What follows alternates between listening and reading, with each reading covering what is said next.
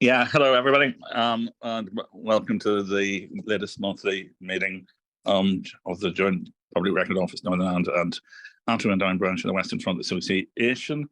Our guest speaker is Tony Cowan today, and he'll be talking about the German Army in 1917. And just to use a piece of housekeeping, just remind everybody that they have been muted, and that's so that there's no distractions when the speaker is speaking. We are recording the presentation, so if you don't want your face to appear, feel free to turn your video off. And just to remind you that this is one of a number of events that both PRONI and the Antrim and Down branch of the Western Front Association are organising throughout the year. So I'll just pass over to you, Tom, to introduce our speaker. Sorry, I just was muted there. And then after that, we're looking at South Africans, two academics from South Africa talking about Smart Botha and various South African leaders and the Great War. Well, tonight I have my colleague and friend Tony Cowan. We both got our PhDs at the same time back in 2017. I remember we sat through a very, very long award ceremony. And it was a very, very claustrophobic day. And Tony tonight, Tony's an expert on the German army, a former diplomat, lives in South London, and he's going to talk to us about the German army and high command in 1917. And without much further ado, Tony, I'll hand over to you. Right, well, thank you very much, Tom, for the introduction, and thank you very much to everyone who's listening in. I must apologize that my voice is a bit croaky. I'm suffering rather from hay fever at the moment. Anyway, I've been writing a book about the German army in 1917, and it's going to be published in a few days' time on the 20th of April. So I'm delighted to have this opportunity to tell you a bit about my research. Okay, so sorry about the technical hitch. Anyway, the book is called Holding Out. And as you can see, the full title is Holding Out, the German Army and Operational Command in 1917. And I'll be saying more about the cover picture shortly. The book's a case study analysing German operational command in the defensive battle against the British and the French in early 1917. In other words, the Battle of Arras and the Nivelle offensive. But though it focuses on 1917, I draw on German thinking going back to Clausewitz and to Moltke the Elder in the 19th century, as well as what had happened earlier in the First World War. So the book really illustrates the story of the German army throughout the First World War. Tony, can I just stop? Sorry, Tony, can I stop you there? Could you just share your screen with the group? I think it's just the bottom. Sorry, it's a thing at the back. We've got you, and I think we haven't got your screen, if I'm correct. Okay, mine's saying it is okay, screen sorry, sharing. I'm maybe wrong. That's all right. Let's try again. Let's try again. That's it. That's yes. I've got you in your glory. That's it. I think. Right. Yeah. Perfect. Brilliant. Okay. Right. Do you want me to? No, I'm not going to start again. Anyway, the important news is book being published on 20 April. It costs £30, which seems to me pretty good value. And of course, I hope you'll buy it. Anyway, that's enough of a plug from me. I've called the book Holding Out for three reasons. The first one is that it's been said the main question about the war is how was Germany able to hold out for over 4 years against increasing enemy material and numerical predominance? And I hope that my book will be a useful contribution to this debate. So second, how did the German army hold out against the Anglo-French assault of early 1917? And that's the core of the book. It can often seem that this offensive, like all the other Western Front offensives in 1915 to 1917, was doomed to failure. But at the time, the German army viewed the offensive as the decisive moment of the war, and its success in holding out against it as an absolutely extraordinary achievement, to quote a senior German officer at the time. I've got a counterfactual in the book suggesting that with slightly different operational and tactical decisions, the British and the French could have done much better and possibly thrown the German army into a general crisis.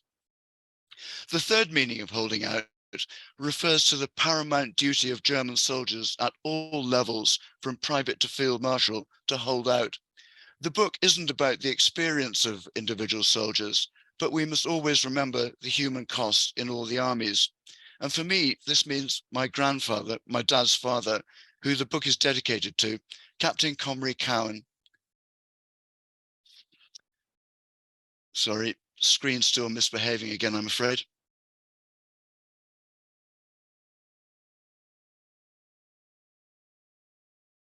I'm going to try stopping sharing and starting sharing again.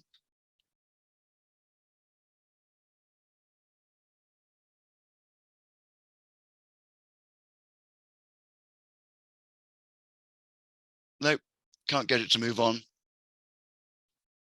Okay, well, I'll continue anyway. So what I would be showing you is a photograph of my grandfather.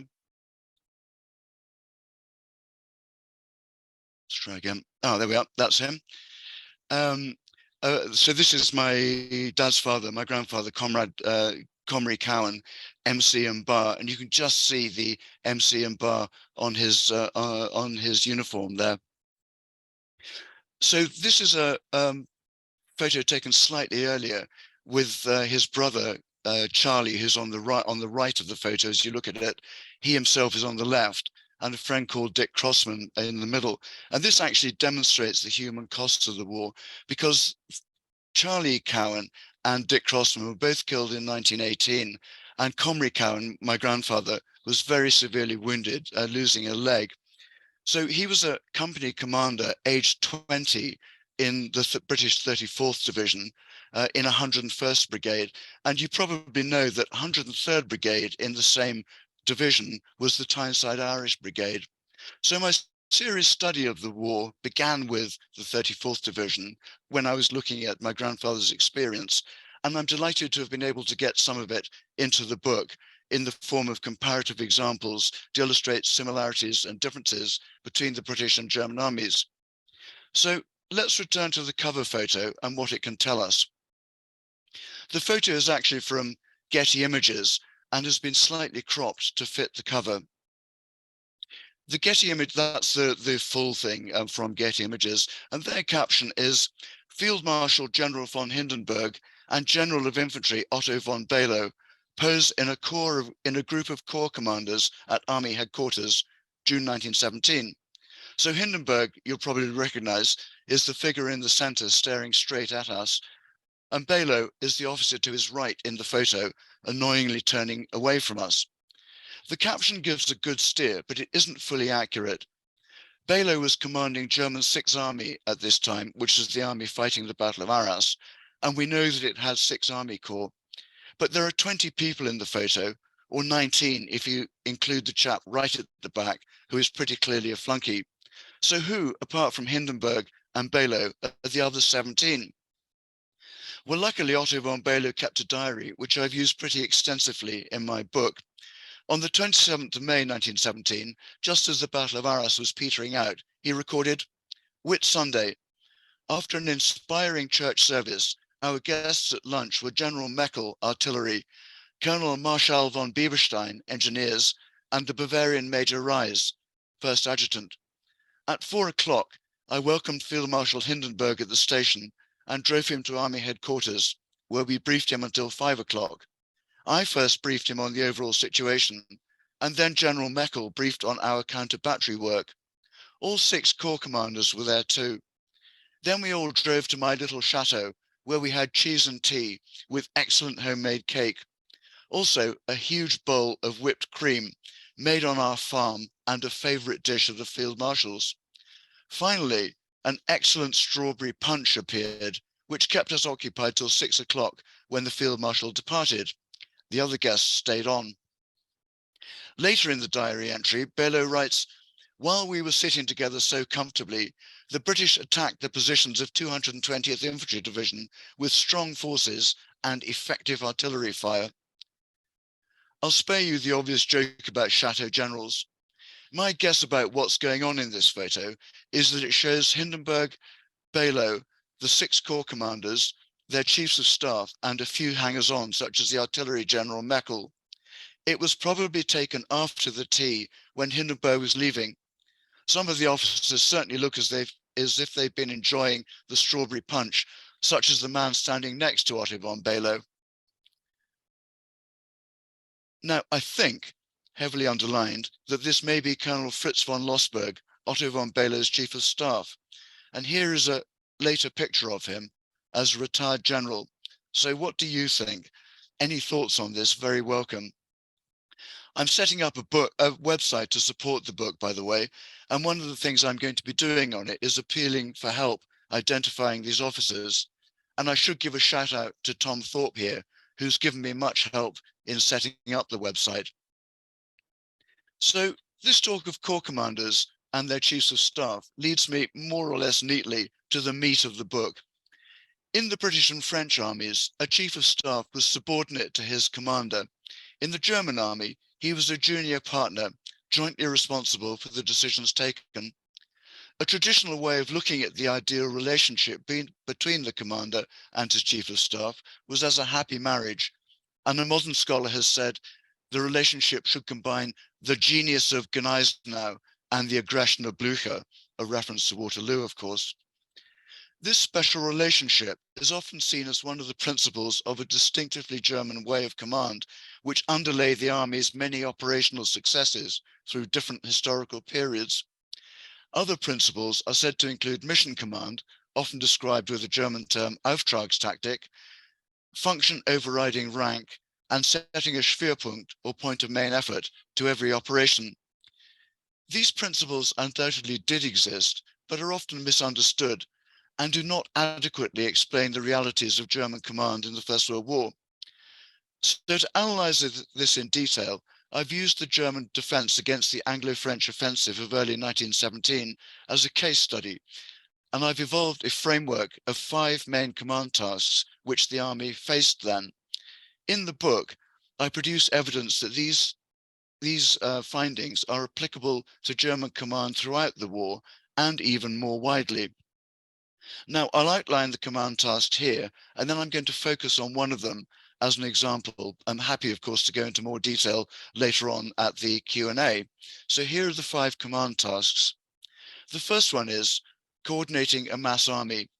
In particular, what balance should you strike between decentralization, aimed at exploiting fleeting opportunities and coping with uncertainty, versus the control needed to avoid chaos? Here, I look at 4 traditional principles, some of which I've mentioned already: mission command, the relationship between commanders and their chiefs of staff, creation of a Schwerpunkt, point of main effort, and maintaining the chain of command. Under 1917 conditions, the dial was definitely moving towards greater control and away from decentralization. The German army fulfilled this command task well against the French through timely concentration of forces and effective command arrangements. It was less successful at Arras, where the defensive concentration was not complete when the British attacked. The different results arise from a complex interplay of principles, formal responsibilities, events, and in particular personal influence. Following on from that point, the second command task was selecting the right men. This is the one I'm going to focus on later, as I think it's of most general interest, so I won't say more about it now. The German army traditionally viewed war as the realm of constant uncertainty, which created problems, but also offered opportunities. So the third command task was to reduce the uncertainty to where it could be exploited by superior German command techniques. The 2 principal means for this were intelligence on the enemy and communication relating to one's own troops, German troops, including reporting upwards and subsequent orders downwards. Intelligence performance before the Allied offensive was good on the French, but considerably poorer on the British, and in the book I say more about that. The communication system coped at least adequately with the requirements of battle, despite the growing volume of traffic and the constant risk of links to the forward troops being broken by enemy fire. French and British inability to maintain a high operational tempo certainly helped here.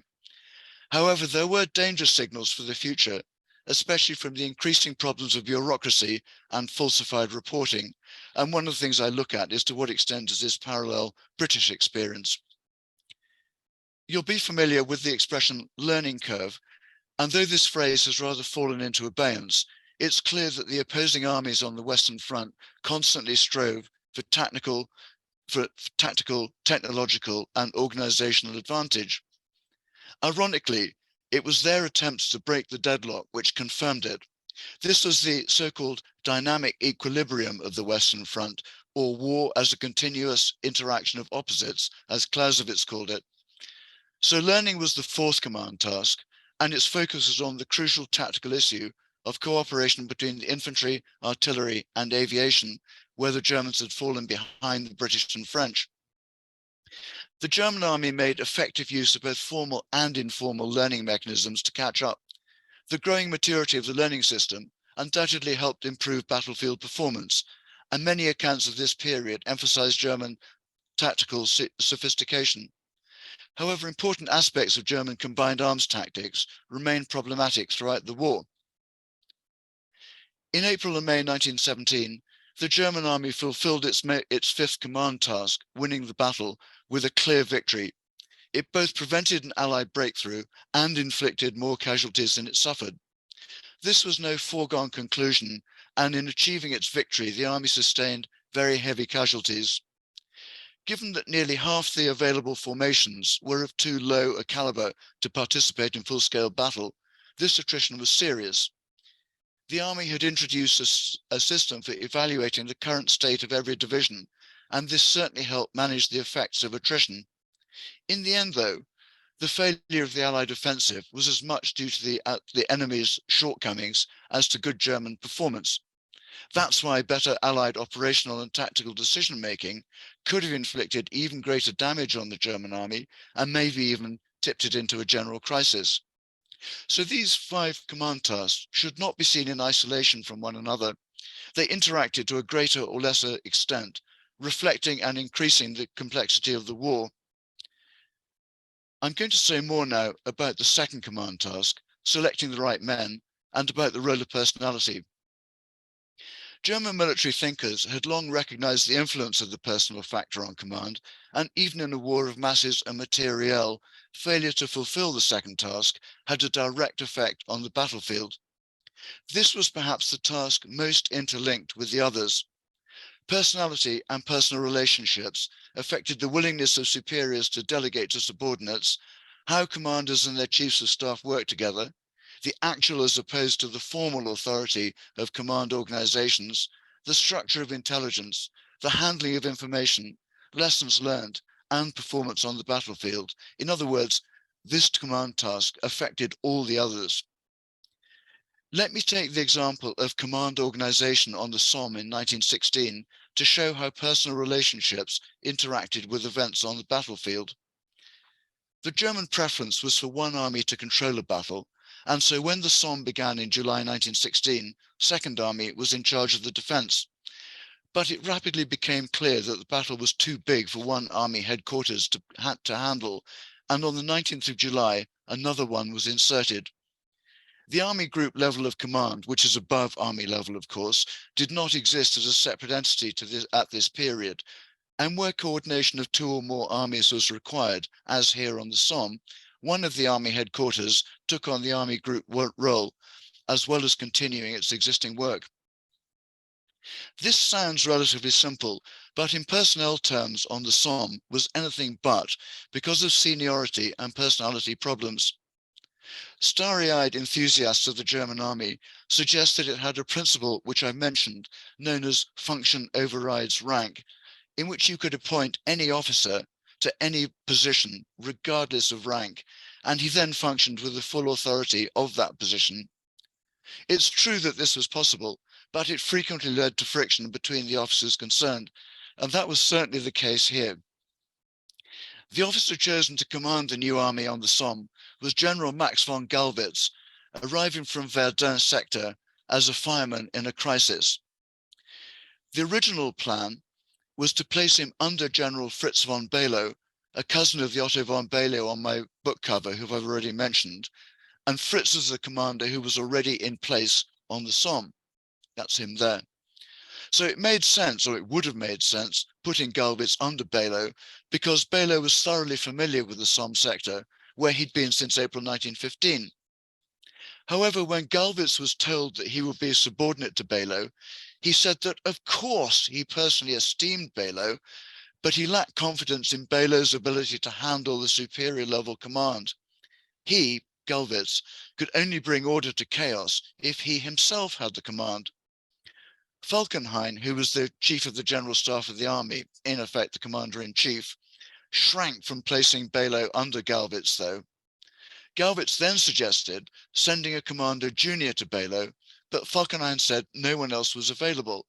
If a second commander was to be sent, and that had to happen, then it must be Galwitz. Now, obviously, this is a bit of a muddle, and it took a lot of telephoning to sort out. In the end, a compromise was reached.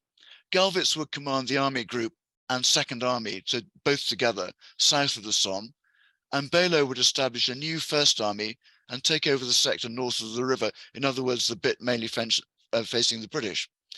He was subordinate to Galwitz, but had the right to deal directly with Falkenhayn at OHL, Supreme Army Headquarters. Now, why was there all this fuss? So part of the problem was seniority and part was probably social.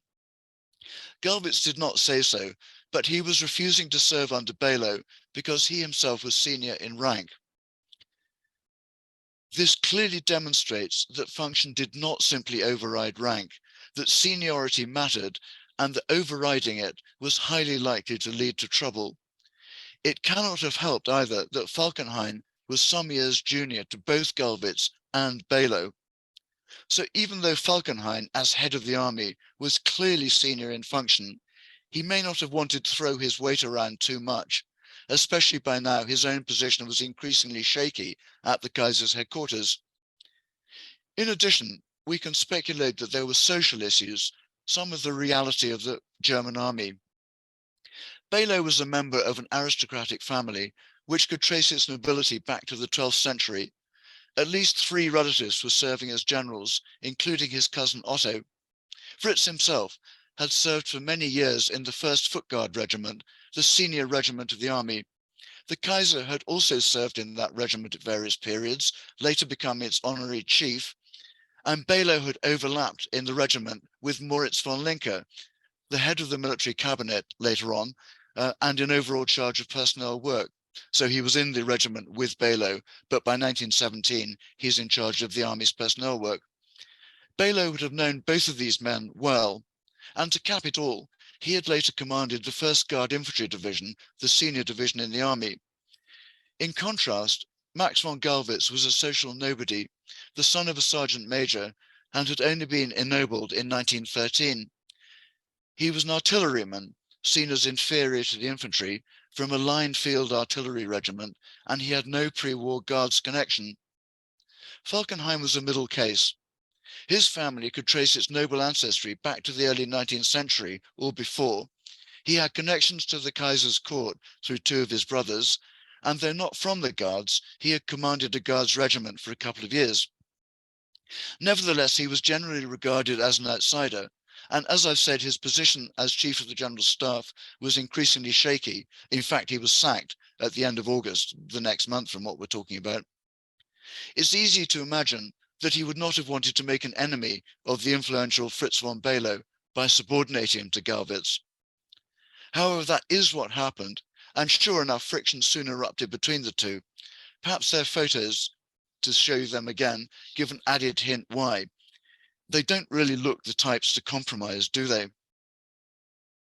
As often happened, this vicious personal spat arose from genuine and strongly held differences about genuine military issues.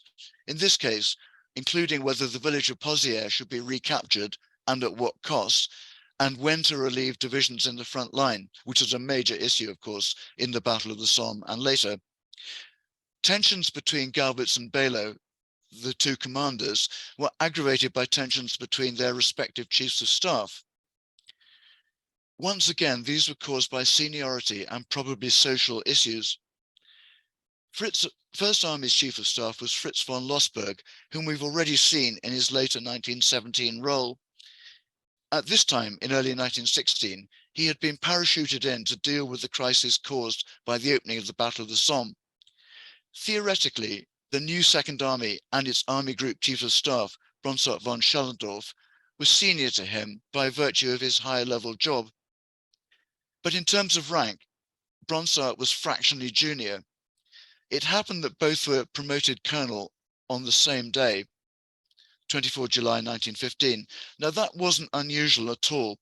In one particular promotion round, over 576 officers were promoted captain from the infantry alone. So to make clear the order of seniority, letters were added after the date of the warrant. And you can see that Lossberg was senior to Bronsart by 4 letters.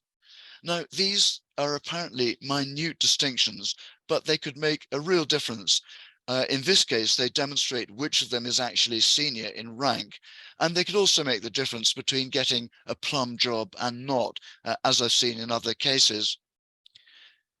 It's likely that social differences also cause problems between these two. So we're talking now about Lossberg and Bronsart von Schellendorf. Bronsart came from an aristocratic family which could trace its lineage back centuries. It was one of the military clans which formed such a feature of the Prussian and later German armies. Bronsart's father had been Minister of War, various relatives were guard officers, and at least 4 were serving in important positions at this period. But Lossberg was no slouch socially either. His family was not as senior in the aristocracy as Bronsart's, but nor were they newcomers. His father and grandfather had both been generals. He had personal connections to Falkenhayn and had served in the same foot guards company as Falkenhayn's deputy at OHL. Even better, he had an important patron, and that's his word, in Moritz von Linke, the head of the military cabinet. I've mentioned him already, a close confidant of the Kaiser and in charge of personnel work. Lossberg clearly was very able, but these relationships would certainly not have harmed his career, including 2 rapid promotions. Also, in personality terms, he was an extremely punchy officer who insisted on doing things his own way, down to the smallest detail. So respected, but not necessarily loved. Within a week of Gallwitz and Bronsart's arrival, they were disagreeing with Below and Lossberg. Gallwitz's orders about the village of Pozières annoyed Below, who thought he did not recognize its importance. By the beginning of August, Bronsart too was complaining about Lossberg's over-control of reporting to the army group. A few days later, Gallwitz was worrying that much needless blood had been shed in another attack on Pozières, and the ground gained had later been given up anyway. He told Below by phone that he wanted to exercise a moderating influence on such decisions. Below saw this as an accusation and came over for a face-to-face meeting to sort things out. The 2 of them were able to patch things up. They agreed on how to conduct counterattacks, and they settled their differences amicably on that occasion. However, the armistice did not last long, and in mid-August, a more serious clash erupted. Gallwitz phoned Below on the 14th of August to discuss what he saw as Lossberg's continuous attempts to influence the army group's deployment of troops. Gallwitz's own account is that he asked a few questions for clarification, referred to some of his concerns, and objected to Lossberg's impulsive interventions. So it all sounds very reasonable, according to Gallwitz. However, Below took some of the words that Gallwitz was using as unjustified accusations against himself and took serious umbrage. This is, I'm not sure exactly what the date is, it's mid-July 1916. At this moment of crisis on the battlefield, when Germany was basically fighting for its existence, Below made a formal complaint against Gallwitz. This was by no means unusual, and there are many cases on file. Accusations of poor performance in battle could lead to thick files of claim and counterclaim as officers attempted to ward off what they saw as unjustified infringements of their personal honor. The first step in such cases was to bring in a more senior officer to act as mediator in the hope that the 2 sides could settle their differences without formal action, in other words, a court-martial or reference to higher authority, finally up to the Kaiser. The problem here, of course, was that few officers in the army were senior to Gallwitz and Below. Luckily, however, one was available, General Karl Freiherr von Plettenberg, commander of the Guard Corps. Plettenberg was able to settle this dispute. Sadly, we don't know on what terms, but Gallwitz, at least, was satisfied. A few days later, Army Group Rupprecht was established to control 1st, 2nd, and 6th armies. I'm not looking at 6th Army here because it's not part of this story. Crown Prince Rupprecht, the commander of the army group, was a field marshal, and his chief of staff, Hermann von Kuhl, was a major general. In other words, both were considerably senior in rank to the commanders and chiefs of staff of 1st and 2nd armies. Official accounts don't give this as one of the reasons for setting up an independent army group commanded and staffed by these two, but it's absolutely clear that one of the reasons was to end the continual bickering between the two armies. Now that worked as between the two armies, but Gallwitz, who clearly was not an easy man to get on with, managed almost at once to fall out with the army group. By September, the Army Group Chief of Staff was complaining that Gallwitz showed astonishing lack of understanding of the overall situation on the Somme. The Chief of Staff, Hermann von Kuhl, added, "Work with the Second Army goes very badly. Bronsart is unreliable and always changing his views. Gallwitz is angry and pig-headed. We cannot get a clear picture of the situation here, so it's difficult to issue appropriate orders." Next month, he was even crosser. "We can't see clearly what is going on at Second Army. Their reporting is distorted so that it looks as if they will be hit by a major attack and therefore nothing should be taken away from them. Gallwitz is irritable and constantly raises difficulties. Given his intelligence, I would not have thought he was such a little man. Bronsart is devious, and the operations officer, the next senior one, is also a sly fox. They are a completely unreliable shower." Okay, well, that last sentence is a slightly loose translation, but not far from what from the direct translation. And anyway, you get the picture of what the Chief of Staff thinks. Eventually, these tensions resolved themselves when Bronsart was sacked, and that was done by moving him to a parallel job in a quiet sector. So he's sacked by sidelining as opposed to being comprehensively got rid of. And that happens pretty often. So he's out of the picture. And shortly after that, in December, Gallwitz was sent off in another fireman role when a crisis erupted at Verdun. So he goes off to command 5th Army at Verdun. But even after he moved, he was involved in another Second Army drama, the sacking of his former mediator, Guard Corps Commander General von Plettenberg. Plettenberg had been appointed commander of the Guard Corps in 1913, and he was also an adjutant general to the Kaiser, a very senior military courtier and one of the highest ranking generals in the army. However, doubts have been expressed about his competence from early in the war. In one of the opening battles, he was said to have been running around telling the infantry to line up the fore and rear sights on their rifles rather than deploying the artillery correctly. One officer thought he was a good man, but should not have been promoted beyond perhaps colonel. His son was killed on the 31st of August 1914, and a month later, his army commander was asking for him to be replaced because of the state of his nerves. The Kaiser and Linke, as head of personnel, rejected this and note that they had served with Plettenberg in the 1st Foot Guards. So Plettenberg stayed on as Guard Corps commander. But by December 1914, a senior officer was describing Plettenberg as, in effect, incompetent. The next month, Linke commented that Plettenberg was no optimist and a bit quiet and gloomy, one of the reasons, but only one of them, being the death of his son. Plettenberg continued to command his corps in the Eastern Front battles of 1915 and the French autumn offensive in Champagne when it had come back to the west. During the Battle of the Somme, though, although the divisions of his headquarters of the corps were heavily involved, the corps headquarters itself held a relatively quiet sector on the edge of the battle. By then, Plettenberg was 63 and not in good health.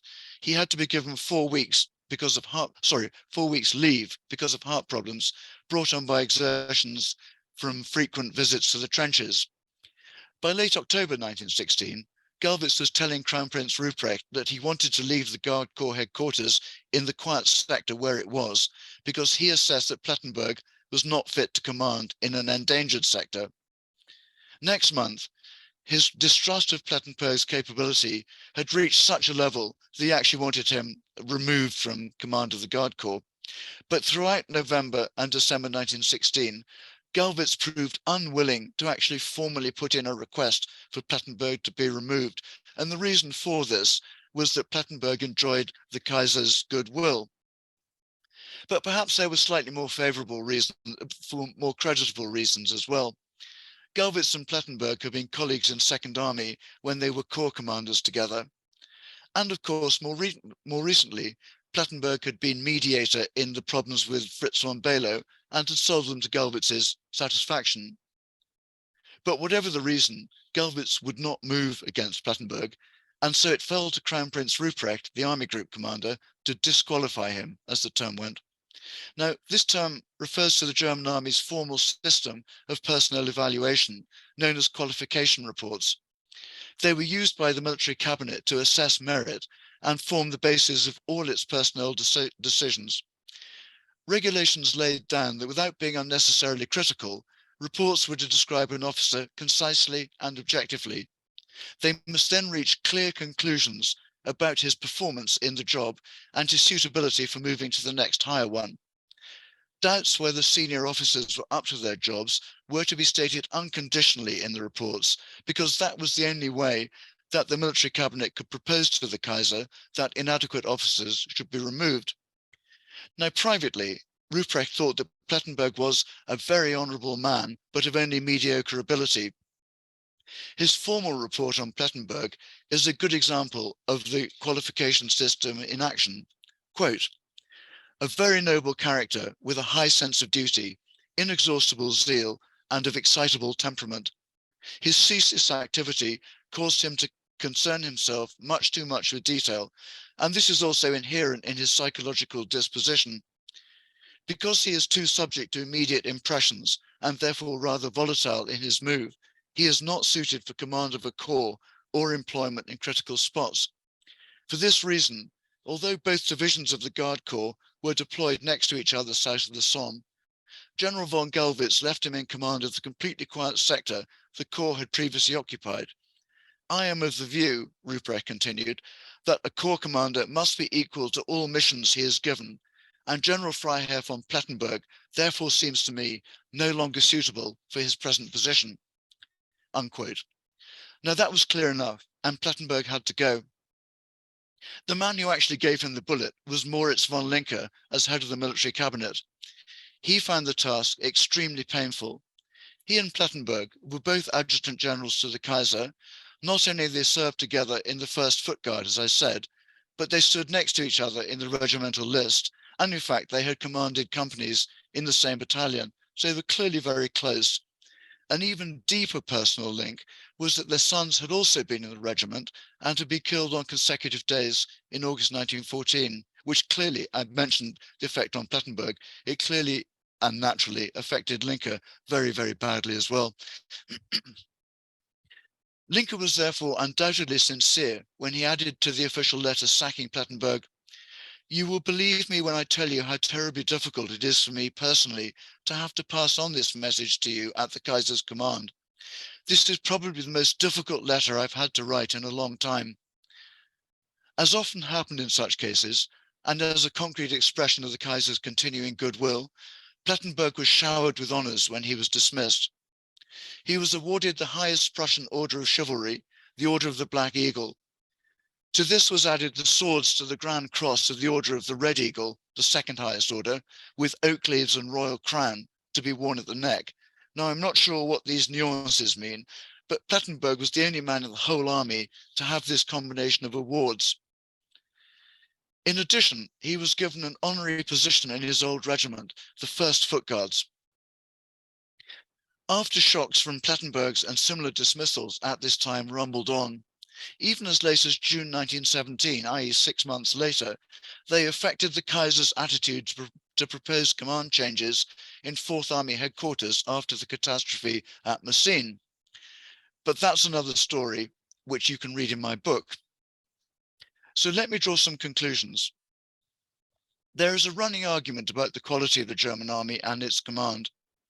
Many suggest that the German army was militarily more effective than its enemies and had a particular genius for war.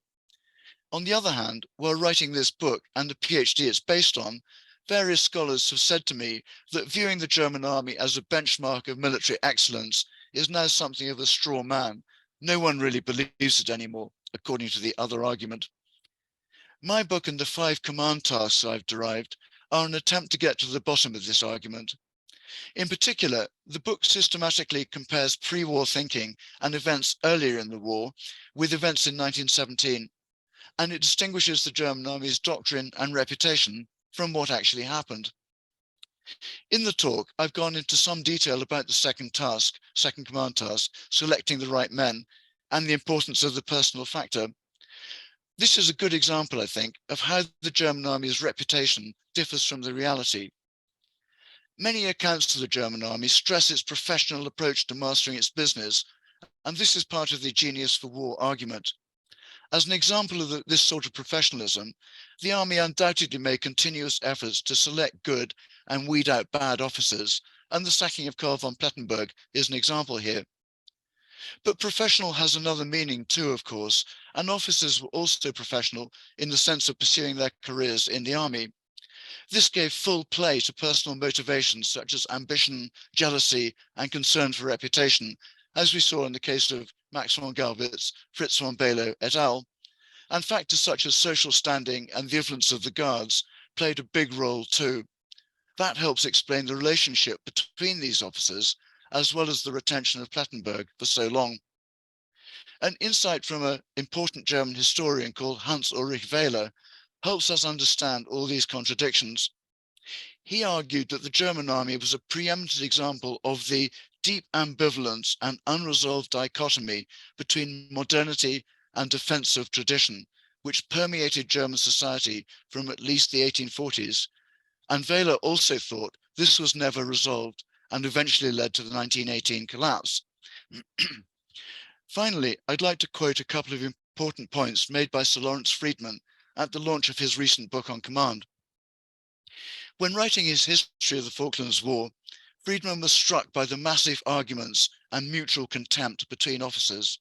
He thought this was not unusual in war because of the high stakes and because reputations are on the line.